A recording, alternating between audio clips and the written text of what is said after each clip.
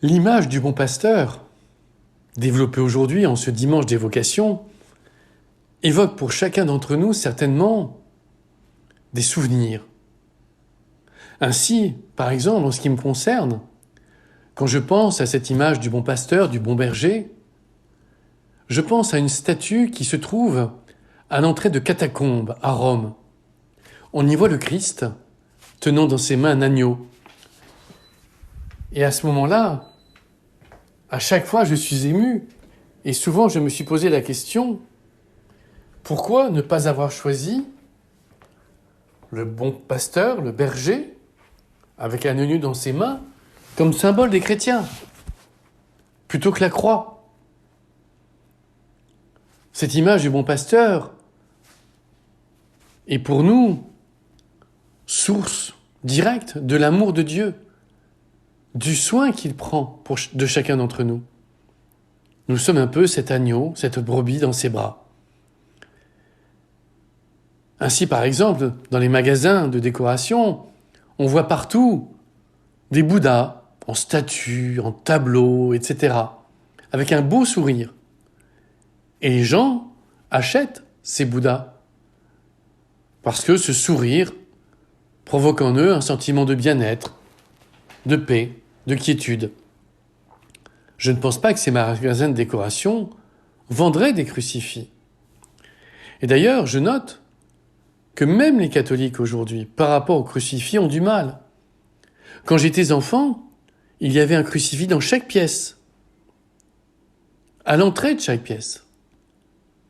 Aujourd'hui, je vois peu d'endroits, peu de familles, où il y a un crucifix à l'entrée de chaque pièce. Et pourtant, nous le savons, le crucifix, la croix, est fondamentale pour nous chrétiens. Elle est l'expression de l'amour de Dieu. Mais la croix nécessite une interprétation. Elle nécessite de comprendre que Dieu a donné sa vie par amour pour nous. Alors je me fais un peu provocateur, mais c'est pour nous amener à réfléchir cette image du bon pasteur, qui est merveilleuse. Dieu prend soin de nous, comme un berger prend soin de ses agneaux, de ses brebis. J'ai tenu une fois dans mes bras un agneau, tout petit. J'étais extrêmement ému. Je l'ai caressé, il s'est laissé faire, il s'est même endormi. Je me sentais responsable de cet agneau. Eh bien Dieu se sent responsable de nous. Il veut nous guider, il est le bon berger qui nous sauve. Et c'est capital. Mais nous connaissons bien cette image. Et je crois qu'il faut la voir autrement aussi. Et c'est le père Maurice Dindel qui, cette semaine, m'a provoqué en posant une question. Et si nous devenions des bons pasteurs pour Dieu? Et si nous devenions les bergers de Dieu? Qu'est-ce que ça veut dire devenir le berger de Dieu? Ça veut dire prendre soin de Dieu. Prendre soin de Dieu en nous, prendre soin de Dieu dans nos vies, prendre soin de Dieu dans nos pensées, prendre soin de Dieu dans nos paroles, prendre soin de Dieu dans nos actes. Maurice Dindel, passionnément amoureux de Dieu, disait qu'il fallait protéger Dieu de nous-mêmes. Parce que trop souvent, nos pensées, nos paroles, nos actes abîment Dieu. Alors, devenir le berger de Dieu, c'est faire de son cœur ce lieu où Dieu va pouvoir habiter pleinement. Et pour cela, il faut nettoyer notre cœur. Et pour le nettoyer, nous avons besoin de Dieu. Mais nettoyons notre cœur afin qu'il ne reste en lui que ce qu'il y a de plus beau, que ce qu'il y a de plus lumineux.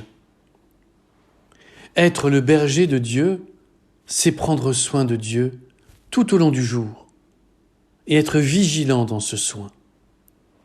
Ces deux images ne s'excluent pas à mes yeux, elles se complètent.